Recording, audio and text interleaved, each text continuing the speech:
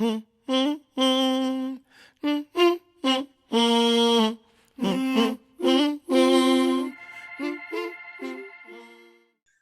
right, everybody, welcome in to the first episode of the PBL Primetime with your hosts, your commissioner, Josh, and Brent Graves, Mr. Brent Lias. Brent, how are we doing today? I'm doing good. I'm super excited. Day after the draft, looking over, seeing what everyone's teams looks like, and I'm feeling confident. We talked a lot about the draft board last night. There's always just that time frame where you're in love with your team, and that's all we were talking about literally for like an hour and a half last night. We lost track of time. But basically, what we'll do for this little mini podcast here on episode one, chat a little bit more about our draft grades for everybody. Now that we've had a little bit more time to digest, and give everybody a grade, and then what we think about for our preliminary picks on what's going to happen throughout the season in the championship, who's going to end up in the SACO, so on and so forth. So, first of all, obviously this content is really for us. This is our league, but we always want to just thank everybody who tunes in to check these things out. It is it's very, very specific to us, but we love it when other people check out the content, and that's what we want to do a little bit more this year, just a little bit more content on our side. Now, this group, we've known each other forever, and lots of fantasy football nerds, degenerates. We're terrible, terrible people. But Brent and myself are probably the biggest fantasy football nerds. So this is something we've been wanting to do for a little bit, and now we're just going to start going through it each week with our draft breakdown this week, and then pick'ems throughout the week as we go forward. So we're going to give you guys a lot of content, so it's going to be pretty fun. Per usual, this draft was about as unpredictable as every other draft that we do. There's always some crazy stuff that happens. That's why I really enjoy this league. You can never tell what people are going to do for our drafts, which is awesome. The theme for this draft, we said it a lot last night. It is get your guys. Get the guys that you like, the ones that you think are going to do the best on your team, regardless of ADP, regardless of projections. We had a lot of people just bouncing all over the place. A lot of guys fell. A lot of guys got picked up pretty early. It was, like I said, truly unpredictable, but that's what makes this league so great. So what we'll do, we'll start, just from pick 1 to 10, and me and Brent are going to pop back and forth. So he's going to start off with the first overall pick, which was me, and he's going to break that down for us right now. It was definitely an interesting pick. The consensus rankings had Jonathan Taylor going first overall. But just like you said, it was definitely a go get your guy themed draft. And you did that with Derrick Henry, who, before getting injured last year, he was the number one running back overall by a wide margin. And then even 4 weeks after being injured, he was still in the top 10 for running backs. And with the exit of A.J. Brown, additions of Robert Woods coming off the ACL and the rookie Treylon Burks, I'm thinking he's going to have another large workload. The question is he going to be able to hold up with all that workload? And, for Derrick Henry, the volume is king. Whenever I looked at those numbers, that's all I saw was literally like he will just have 25 to 30 touches a game and ridiculous yardage, if everything pans out the way it is. So I loved it. Obviously, the only two choices for me, Jonathan Taylor, I love Jonathan Taylor. The only two choices for me were Derrick Henry or Christian McCaffrey, with about a week or so left to go in the draft, before the draft. And I was tilted for CMC a little bit just because CMC's, he's our guy. Me and Brent love CMC to death. But Derrick Henry, just that volume, I want to see that volume. And I was 2,000 yards this year. I think it's going to happen. So that was what we would call the biggest risk for my draft. So biggest value, Brent, what do you think was the biggest value coming out of that first pick for me? Definitely after looking over your draft board, I would say following up with AJ Dillon in the ninth round. I always prefer taking the value pick for a position compared to a higher ADP person on the same team, such as Aaron Jones. Aaron Jones went in the third round. You grabbed AJ Dillon in the ninth round, and it's probably going to be close to a 50-50 split, if not 60-40 by the end of the year, AJ Dillon's favor. Definitely. And that's the process with a lot of those running back by committee situations. It's where do you invest that draft capital on which guys? Like you wouldn't do that necessarily for maybe a Naeem Himes, but for AJ Dillon, he could be literally the running back the entire season, and Aaron Jones is that wide back kind of situation like you see in San Francisco with Debo Samuel lining up in the slot. A little bit more two back set. So I was pretty happy about grabbing him in the ninth, and there was a lot of other good stuff happening around that time frame too. But yeah, definitely ninth round for AJ Dillon was a steal for me. I So wouldn't what? be surprised if he had 50 catches this year, honestly. Oh, and he's a great pass catching back, which is something that's a little underrated on his radar for the most part. Is both Aaron Jones and AJ Dillon can catch the ball, which is fantastic. Mhm. So how about a overall draft grade for the number one pick, your commissioner? I would definitely, I would definitely say a B plus draft grade. You definitely went high volume. You followed true to your normal draft patterns of going robust RB to start off the draft. I also liked the back-to-back picks of Derek Carr and Kirk Cousins, really solid quarterbacks who will hover around that QB 10 to 12 range. Definitely, definitely. So we'll kind of move along to the second pick, which was, of course, you. And, the most, prepared person in the draft room at all times is Brent. The man comes with 5 or 6 different notebooks. Now, just tell the world what is actually in those notebooks. A lot of it was just stats, advanced stats that I had found over on Twitter and through other sources, but a lot of it also came down to percentage of player snaps, where players lined up, age, how age would affect that certain position, average ADPs based off of what website you were looking at, and kind of formulating my own rankings. Gotcha, gotcha. And that's why we call him Brent Lias, because he has every stat known to man in his notebooks. So with Brent's pick, number two, obviously the second overall pick was Christian McCaffrey, which I am all for. He's got the injury history, but when he's on the field and he's healthy, he will most likely be the best PPR running back that there is out there. So that was a solid pick for me. Like I said, it was always between Derrick Henry or Christian McCaffrey for myself. Um, the biggest reach there, of course, in the third round, we made the comments as it happened. Mike Williams. So So walk us through. Yeah. So go get your guy. That's the theme. Walk us through your mindset on picking him up there in the third round. So last year he finished wide receiver 10 in our league. The one thing I found interesting about him was he was fourth in expected touchdown rate with 14 end zone targets, and he only came down with 4 of those. So the expected point value should have been a lot more. So I'm expecting a lot of touchdown positive regression for him, just coming back to the mean. Also, Keenan Allen, his efficiency has dropped 3 straight years in a row. He just turned 30 years old this year. So I'm expecting Mike Williams to become the wide receiver one, just like the Chargers paid him to be this offseason. Love it. And that's what it's all about when you're going to get your guys. It's the opportunity. Where do you see that person having the opportunity to be better than where their ADP is, or to really stack on some stats that nobody was really expecting. So I respect the pick. Like I said, I'm all about getting your guys. That's why I like to be at the 1 or the 10 in most drafts, just because ADP doesn't bother me too much. If I like a guy and I think they're going to have that opportunity, I'm going to go get them. Best value for me, just looking at your draft, was Rashad Penny for sure in the 12th round. So in the 12th round, to get a starting running back who absolutely exploded last year through the playoffs. I mean, his stats were ridiculous. He's a great pass catching running back.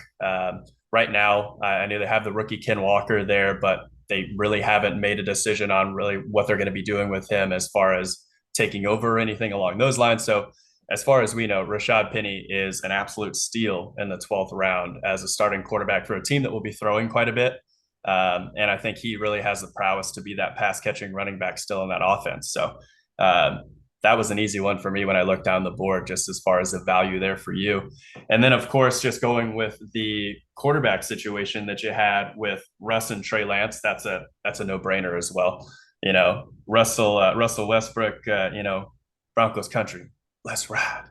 He's gonna be slinging this year to Cortland and Jerry Judy. The running back situation there is going to be a little bit better for him than it was in Seattle, I would say, with Melvin Gordon, Javante Williams being there to back him up. But I think overall he's just on a better team and he's going to absolutely sling it. And then we were talking a little bit more about the Trey Lance situation last night as well. He's a guy who could literally just launch a 75-yard pass in the fourth quarter and get you 15, 16 points on one play each time he goes out. So, The thought um, process behind him was definitely looking at what his floor could be yeah, and something similar to, I think, what Jalen Hurts was last year. definitely. And the 49ers offense is going to be just different altogether. Trey Lance and Jimmy Garoppolo could not be more different quarterbacks if they tried. So really excited to see those two guys kind of round off your quarterback room there. Um, I think you got a solid team. My ranking for you is a B plus. You're honestly pushing an A there. You were pretty close, Very but I close. think the B plus is a solid ranking there for you. So we started off with two B pluses there. So a B plus for me and a B plus for Brent. Now talk to us about Lou's team, who drafted in the third position, and I think he is our consistent consensus draft winner. Talk us through his draft a little bit. Yeah, so he kind of had Jonathan Taylor fall to him at the third overall pick, with you taking Derrick Henry and myself taking CMC. Easiest pick possible. Best pick possible. There's almost no way to mess that pick up. So great opportunity, and then he followed it up with CD Lamb and Tyreek Hill, two really good wide receivers. I'm not quite sure about their situations personally, but just on paper, I do think that's not a bad pick.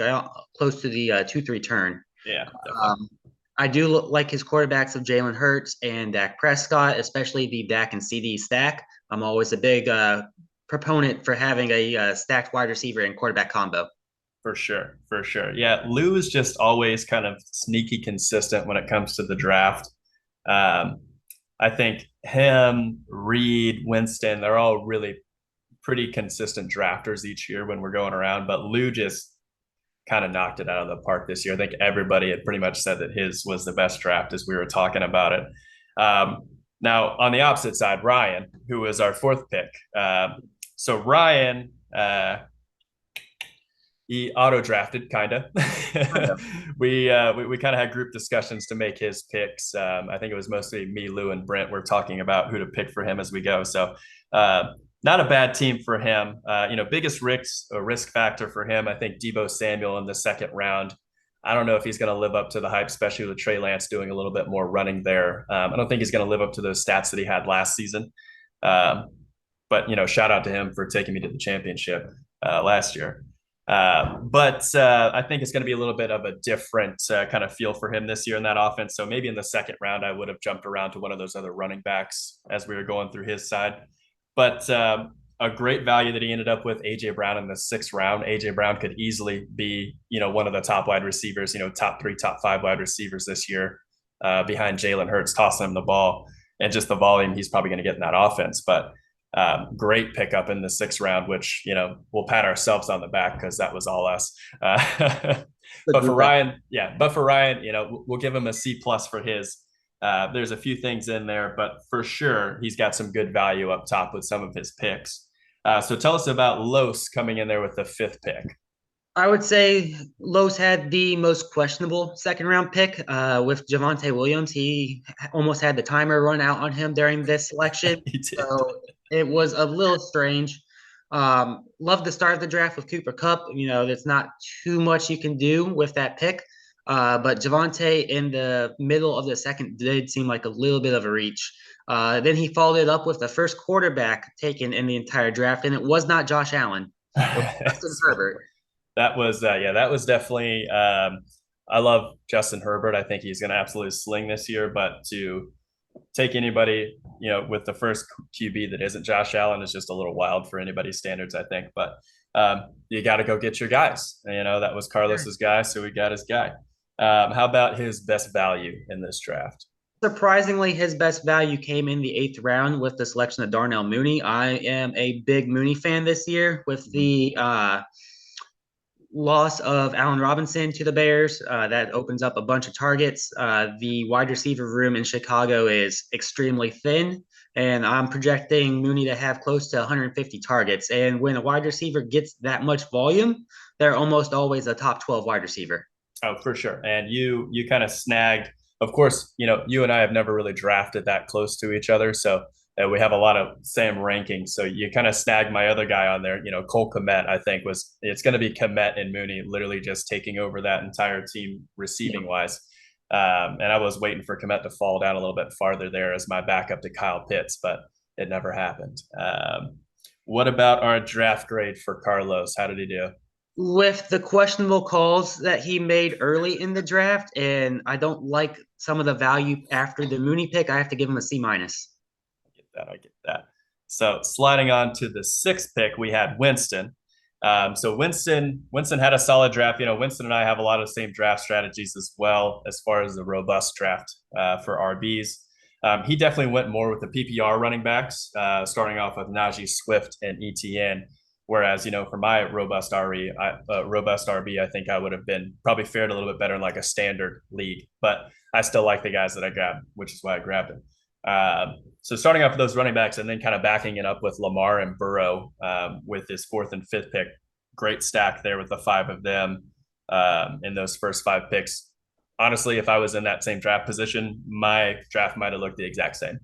I'm going to say his biggest risk, though, would be Montgomery in the sixth. I think there was a lot of good wide receiver potential after that for him, as Mm-hmm. opposed to going for Montgomery in that range. I mean, I think we had the AJ Dillons, the Cortland Sutton still kind of sitting in that range.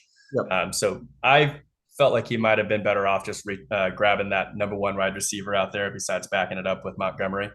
But like I said, still a solid draft strategy, when you go RBs because they dry up pretty quickly as you get through the dead zone and, towards the end of the draft. So grabbing your guys, got to grab your guys. That's how it works. Now, best value. And I thought, Goddard for the Eagles tight end in the 11th round was just ridiculous. Yes. I could have easily, if he would have went in the fifth and sixth round, I wouldn't have batted a single eye. I think he's going to absolutely kill it this year, especially with Smith and AJ Brown kind of clearing the field for him a little bit more. I think Jalen Hurts is just going to pepper him with targets, and he's going to be top end on the tight end list this year. So getting him in the 11th round was amazing to me.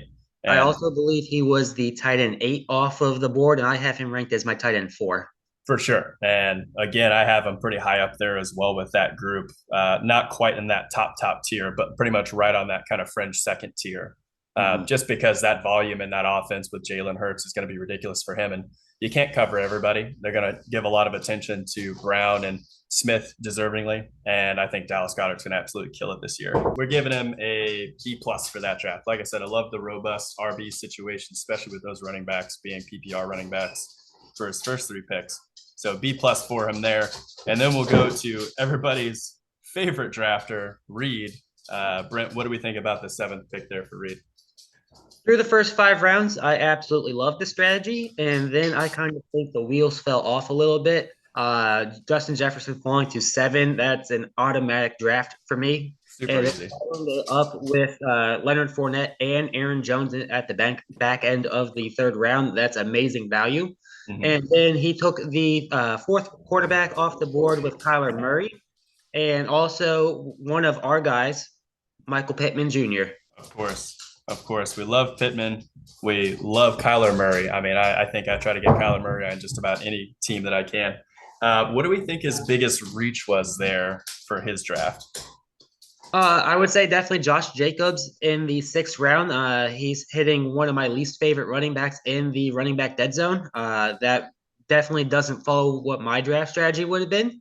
But that is his running back 3, so I don't mind the pick, but it's just not something I would have done personally picking from that spot. I think I would have hit another wide receiver or maybe looked at one of those mid-round tight ends. Yeah, and typically when you see when you see your biggest reach is somewhere in the seventh, eighth, sixth round, it's not the worst thing that can happen. It's just pretty much did you go for depth over maybe a starter at another position, whatever it might have been. But definitely Pittman in the fifth round, who will absolutely light it up with some volume from Matt Ryan, is a great pick for him. What do we think about his draft grade? It was a solid draft overall, so I'm going to give it a B. Love that. Love that. And we'll slide on to our next person, Hooley with the eighth pick. And just as Lou, I think, was our consensus winner, I think Hooley was our consensus loser. Under biggest risk on my notes, I literally just have the word team with a question mark. Trying to be as nice as I can. I think like other drafts, he starts off pretty heavy with his wide receivers. He's got a great wide receiver duo. Um, and what's it, Jamar Chase. Diggs and Jamar, great wide receiver duo. But I think the wheels just fall off after that. He might have lost track of what he was doing with this draft about midway through. He's got a couple of things on there that are no nos for sure. Drafted two defensive players in the same draft, and it's And just then at super shallow. With the running back position having Zeke and Damian Harris as his only viable running backs. Robinson will be great, but obviously with the issues that he's had recently, he'll be on IR for a little bit at least. So only walking into the season with Zeke and Harris is a little iffy. And then, the tight end situation, he's got two of them, but I don't know if either of them are really going to make any sort of impact. So really rough there. I do think he grabbed a great pick with Kirk. Where did he snag Kirk at? He had him in the round seven. seventh round. Yeah, seventh round. I think that was actually great value. I would have grabbed him, in that range as well myself. And I think Trevor Lawrence is going to absolutely pepper him with some targets this year. So they're going to make him earn the money that they paid him. So that was a great pick. But overall, we'll give Hooley a D for his draft. Like I said, I think he just kind of lost control of what he was doing halfway through. And he Five kind wide of just receivers in the first seven picks will definitely do that. yeah, he kind of just went through, he kind of just went through it there towards the middle and towards the end. And, the end of the draft, like I said, you can't really win your draft in the first few rounds, but you could definitely lose it with some picks and kind of vice versa on the back end. You can't really lose it, but you can win it if you find the right players, the right kind of sleepers, and drafting two defensive players maybe wasn't the best route, but we'll see. Hooley is our reigning two-time Sacco, so last place person here for the last couple of years. Hope he doesn't make it three, but he's got an uphill battle at this point. So a D for that draft grade, but we'll see how it all shakes out for him in the end. How about the ninth pick with John? John definitely had the most balanced draft, selecting one position each of the first four rounds with Dalvin Cook. Great value for Dalvin falling to the end of the first round and following it up with Devontae Adams and Mark Andrews. Great volume guys. Just a little concerned based off of their situations this year. Yeah, and John's always kind of one of those savvy guys in the middle of the draft that just kind of he does some good things, and he actually is very good managing in season as well. So I'm sure he won't have any issues there. What do we think was his biggest reach out there? Biggest reach for me was taking Mahomes in the fourth round. As the third quarterback overall, I would have gone a different route, maybe a Kyler Murray or Lamar Jackson in that range, since Herbert and Allen were off the board. I just don't have Mahomes ranked in my top three. Yeah, I wasn't too crazy about Mahomes this season either. We all know I love my rushing running back or my rushing quarterback. So Lamar Jackson would be a big one. Kyler Murray would be a big one there. I would have taken a lot of quarterbacks before I went there with Mahomes this season, but the Dalvin Cook pick at number 9, now that was some good value for That sure. that was. If he stays healthy, then he's got a solid team moving forward. What are we giving him for a draft grade? I think looking overall, I'm going to give him a B minus. I think the Dalvin Cook pick really carries him. I do like the Devontae Adams. I think he's a top 5 wide receiver. Mark Andrews, top 5 tight end. But I don't like the depth that he has at the running back position, so I think that lowers his draft grade. Definitely. And kind of rounding it off with the 10th pick for Santi. Um, I'm Santi, another one of those ones where he stacked up some good running backs in here with Kamara and Mixon. I love both those guys. Like we had talked about last night, Kamara was falling around a while back in some mock drafts to that 2-3 turn where we would be. Yep. So that was something that I was hoping would happen again, but I knew it wouldn't as soon as we got going in this draft. Kamara Mixon, great start off there. I think his reach was Dobbins in that area. I think he could have bolstered up his wide receivers a little bit more as opposed to going with Dobbins with that strong RB start. But he did end up with DeAndre Hopkins in the 9th round, which is somebody I was targeting around that area too. I think he's going to come back and just absolutely go crazy in the back half of the season. We know that, every season we go through, it's not how you start. We have guys start off undefeated as we go, but once you get towards the end, it's people like DeAndre Hopkins jumping into the mix at the end of the season that really push you over the edge. So I think he's going to have a solid team going forward, but I gave him a B for this draft for sure. Just a flat B on there. Made some good picks. Always the 10 spot's always a good one. Either way, I like having that 10 of the one, that, just going out and getting your guys. So just for our championship predictions, what is going to be your championship prediction and what is going to be your Sacco prediction for this year? So my championship prediction this year is going to be yourself and me for a rematch 2 years in a row for the championship. I think we were the most prepared going into the draft. I like our teams the best. Although I do have Lou as a strong contender, I think that he may be one Always. injuries away from having a medium team. And then my Sacco prediction, unfortunately, is Hooley going 3 times back to back to back, with Carlos just sneaking out of the Sacco Bowl. I could definitely get on board with that Sacco prediction. Hooley and Los had tough drafts. Hooley's really got to make some good management decisions throughout the season to get his way out of that three-peat for the Sacco. But again, only time will tell. And I think my ship prediction, Lou, of course, I think he just drafted too well. I think his team's just going to rock it throughout the season. And as much as I hate to say it, I think Winston will be up there as well. So you'll have a Lou Winston championship. And I think we're going to get Lou coming out on top. And those are just kind of like the preliminary ones that we got going here for the championship. Any last words, Brent? That was kind of our rundown for the draft. Anything else you have to add on? I'm excited now that the draft is done. Looking forward to the first games on Thursday. Looking forward to our pick'ems, probably either Wednesday night or Thursday at some point. Definitely. So everybody tune back in. Like I said, we're going to get a lot more content coming out week to week. This was just our draft review. We're going to go ahead and throw out some weekly pick'ems. We'll have that ready for you before Thursday. And thanks for tuning in. And we'll check you guys next time.